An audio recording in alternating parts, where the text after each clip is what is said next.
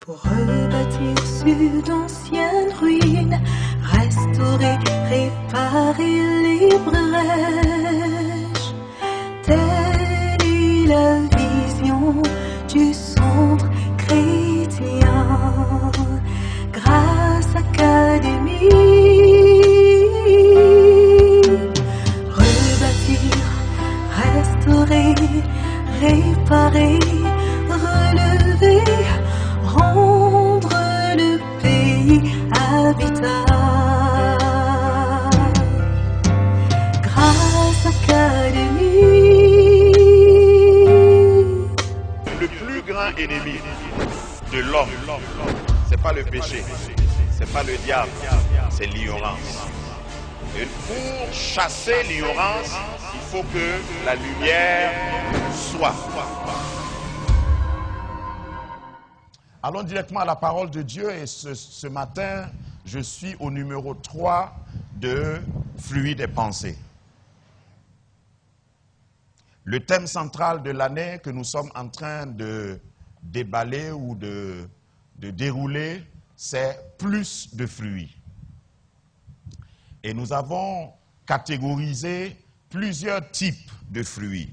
Il y a les fruits des mains, il y a les fruits des entrailles, il y a les fruits des pensées, il y a les fruits, toutes sortes d'autres fruits que vous pouvez peut-être lister, mais nous voulons articuler ou nous voulons insister sur le fruit des pensées. Peut-être que ce sera le dernier module, si j'arrive à finir ce que j'ai prévu, mais le Seigneur veut que nous prenions des dispositions.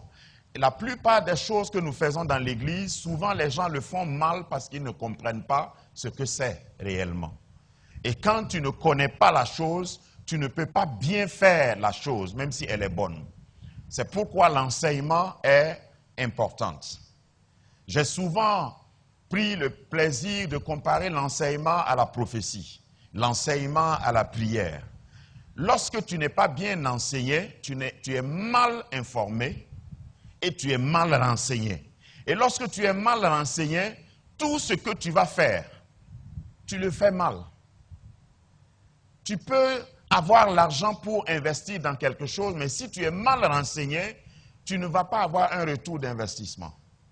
Donc c'est important que le chrétien que nous sommes, surtout dans ce 21e siècle, il est important d'être bien renseigné, de laisser la parole de Dieu nous parler, connaître les principes de Dieu.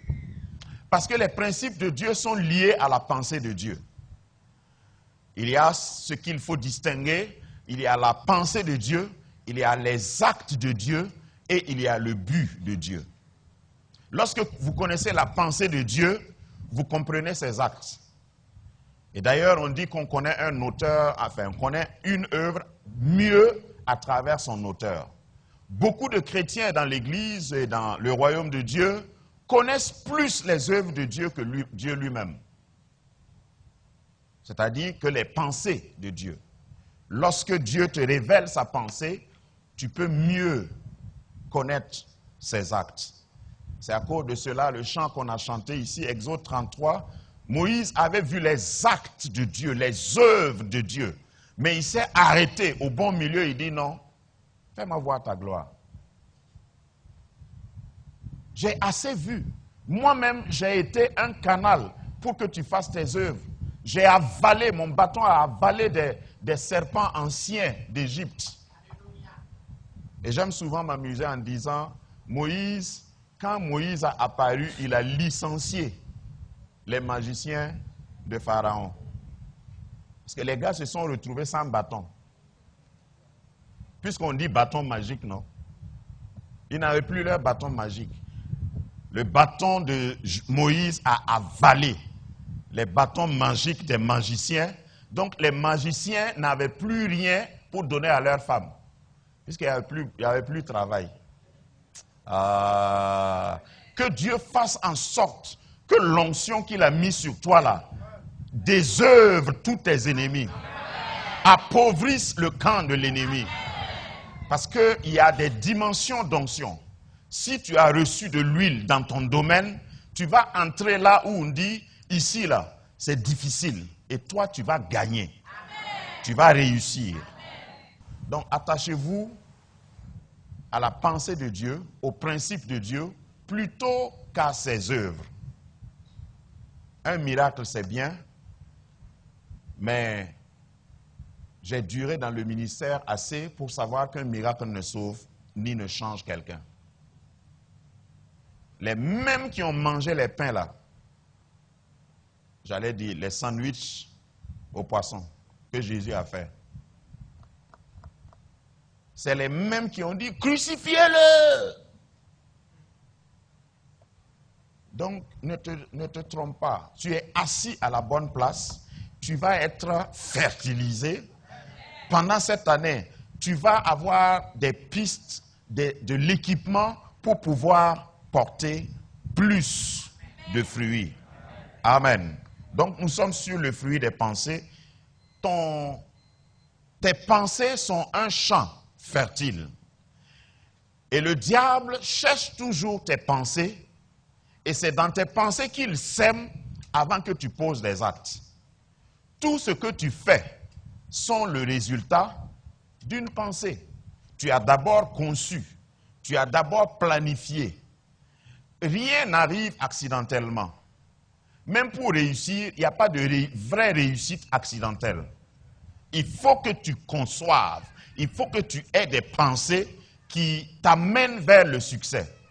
Sinon, si tu crois qu'il suffit seulement que tu aies la chance, ça n'existe pas.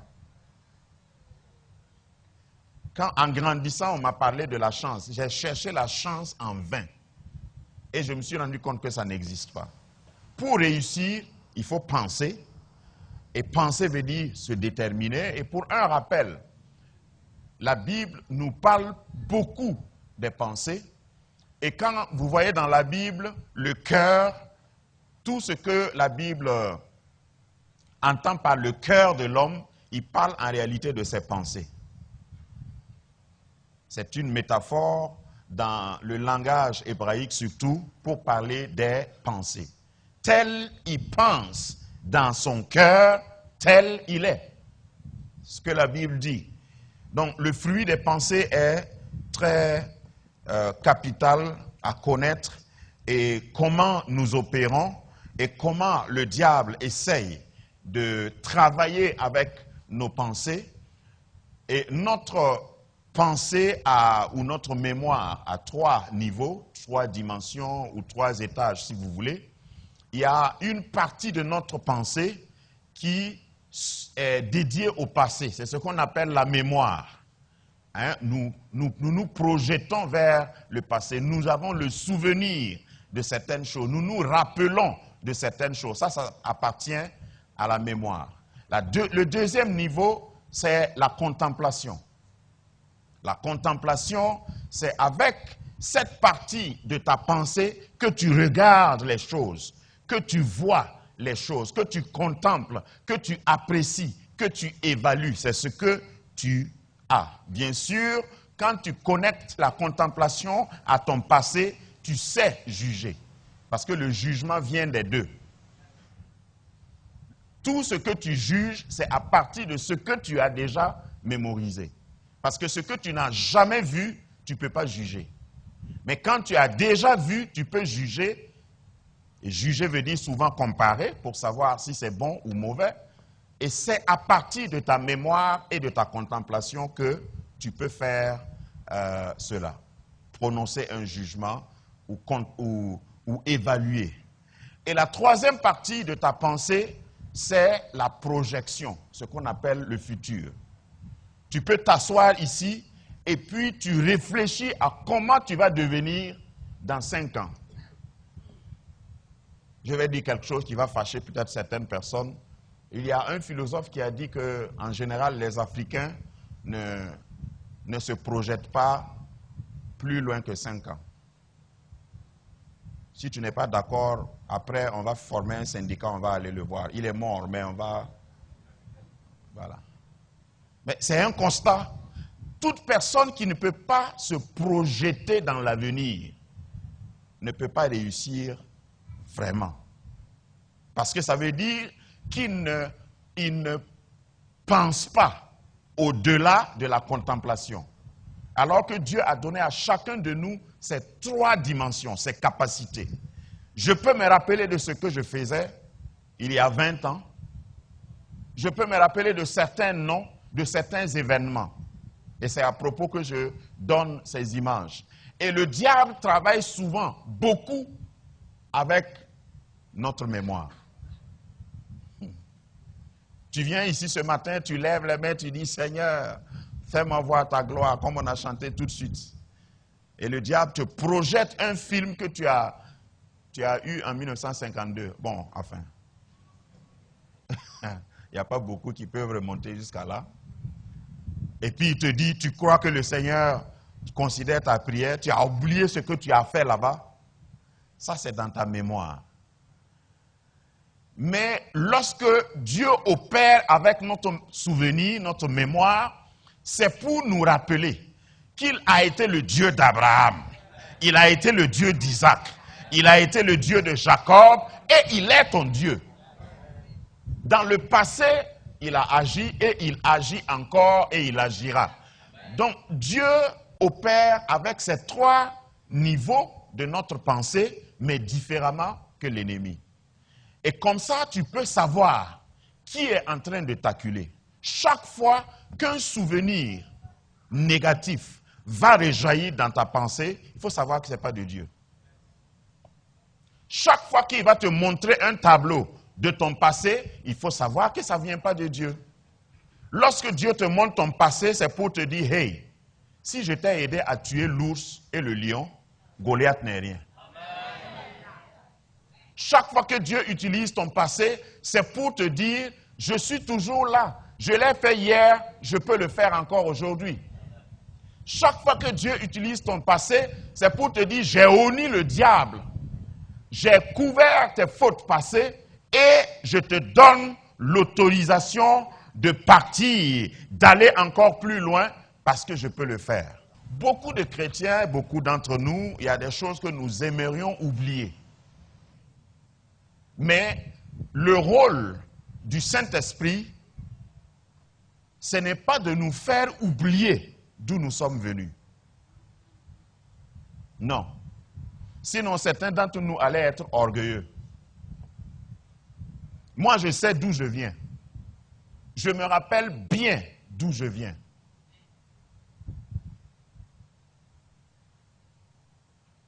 David se rappelait d'où il venait. Tous les grands hommes se rappellent d'où ils venaient. Ça te garde humble. Ça te garde les pieds sur terre.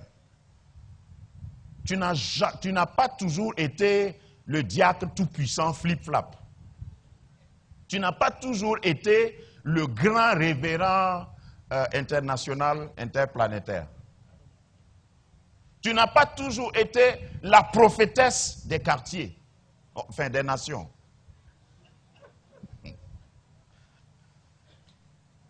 Il y a un début, tu as commencé quelque part. David n'a pas été toujours le grand roi qui a donné son succès au nom de Jésus. Parce qu'on l'appelle fils de David. David a été pris derrière un troupeau.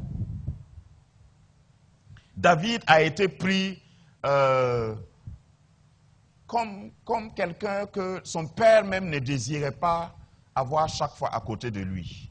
Il se rappelle.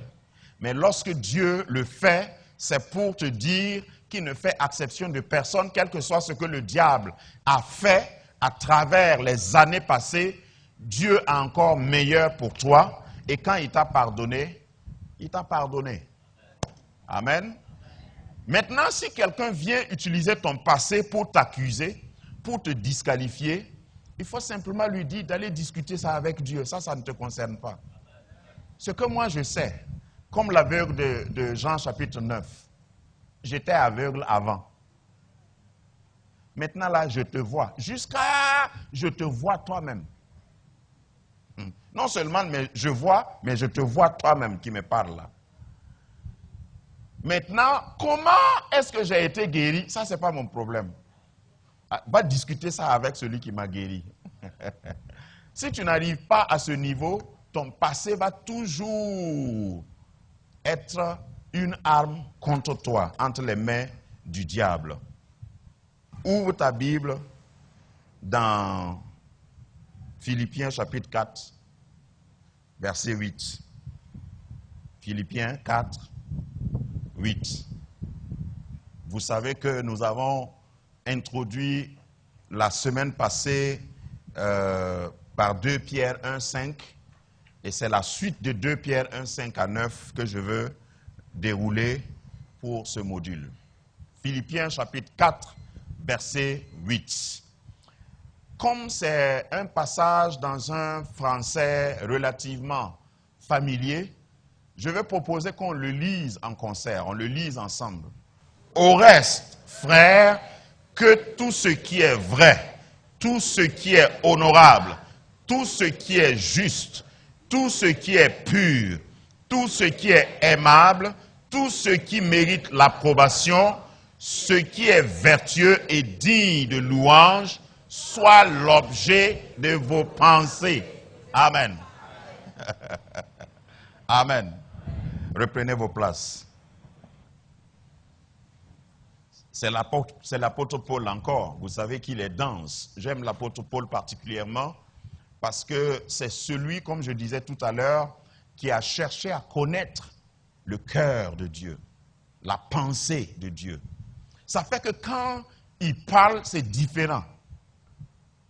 C'est différent des apôtres qui ont marché avec Jésus, qui ont vu les œuvres de Jésus, mais qui n'ont pas cherché autant que lui, je parle de l'apôtre Paul, à connaître la pensée de Jésus.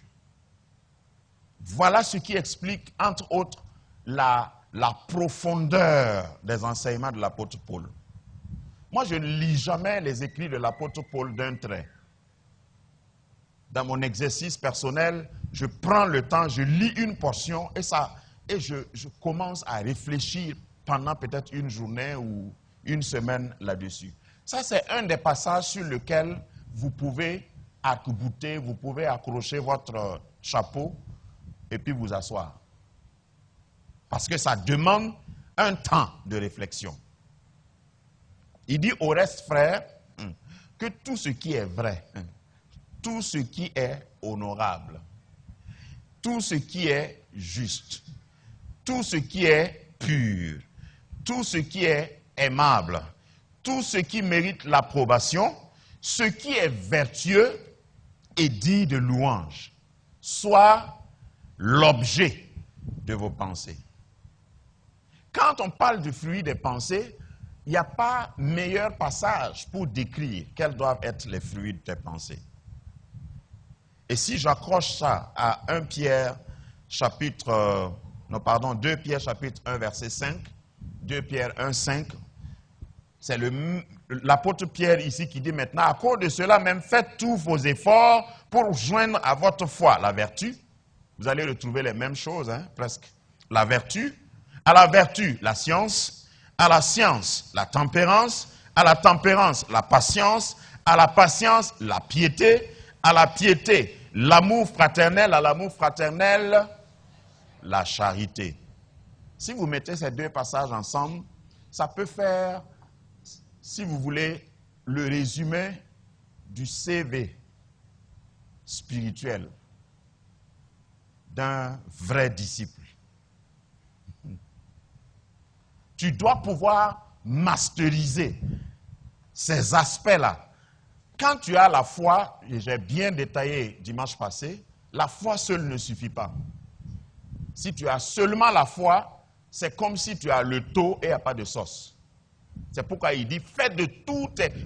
Quand tu as du riz blanc, il faut que tu fasses tous tes efforts pour trouver de la sauce avec le riz. Sinon, tu ne peux pas manger.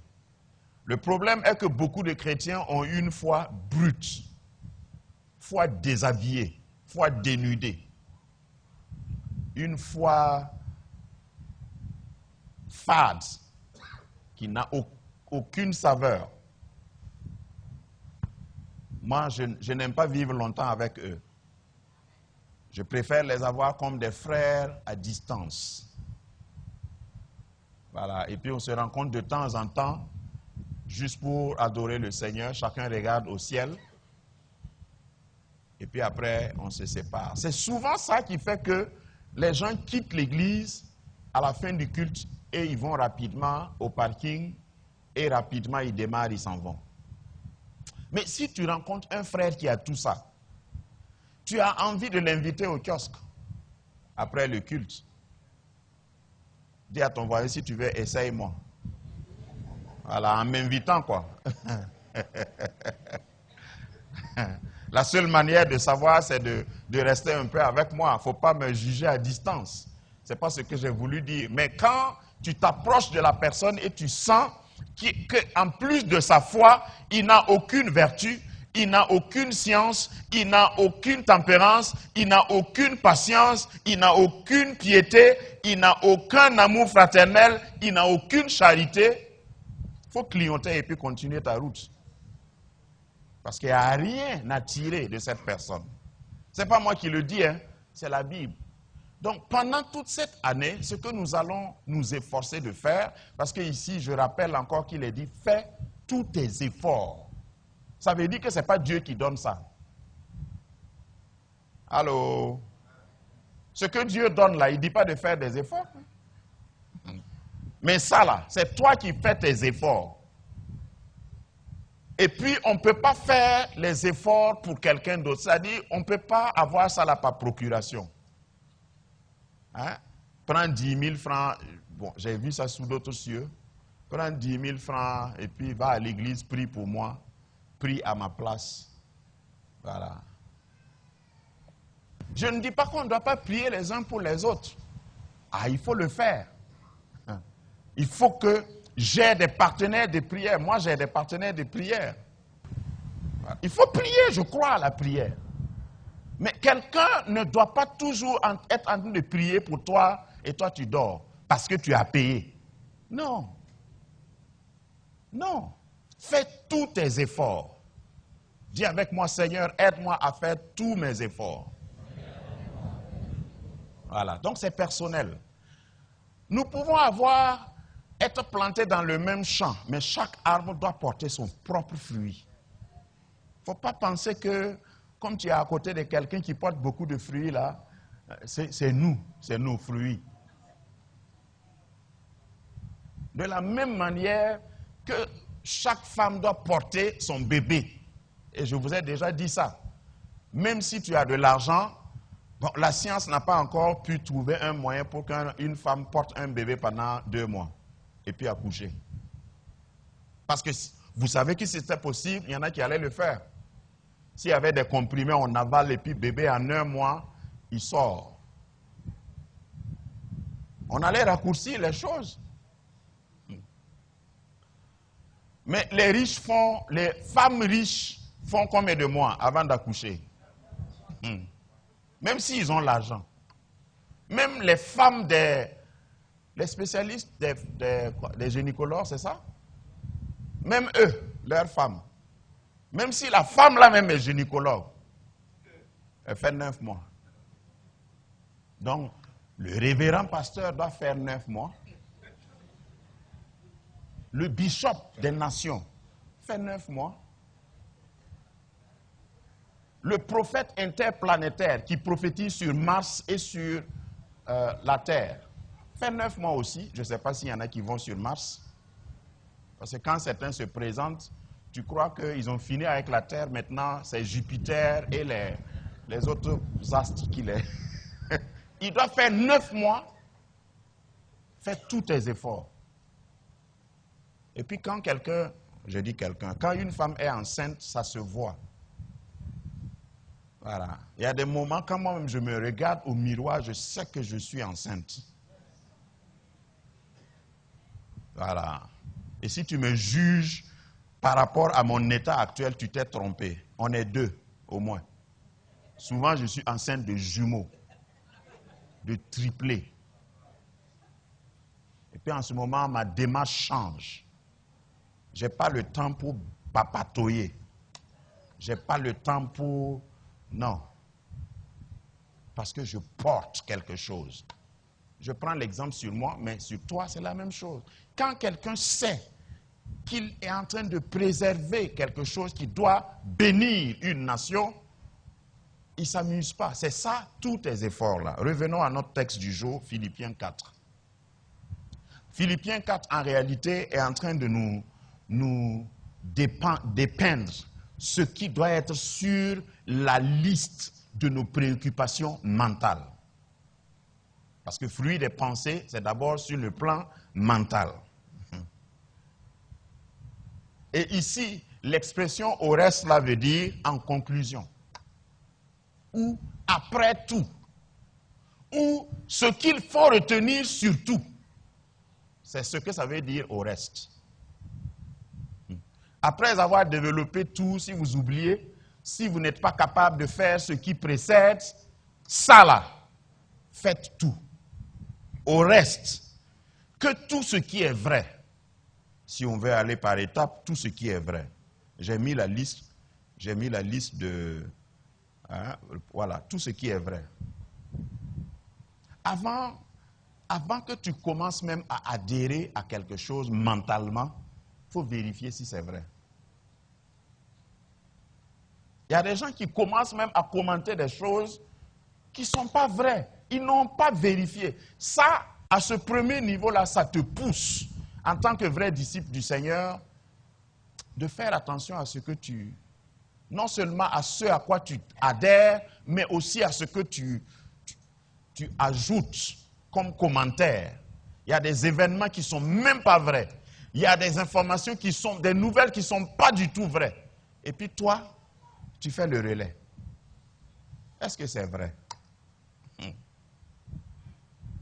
Si on pose la question à certains, est-ce que c'est vrai? On dit, ah, en tout cas, tout le monde parle de ça, hein? Donc, toi, tu n'as pas appris. Oui, mais quelle est la source? Est-ce que c'est vrai? Élève-toi, élève-toi, élève-toi, élève-toi, élève-toi, et viens, dans ta voix, couronner nos louanges, oui viens, roi des rois, Dieu très saint, tout puissant, oui viens.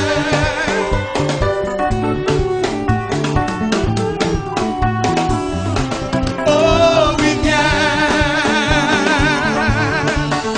Je veux t'inviter à esquisser des pas de danse à la gloire du Seigneur.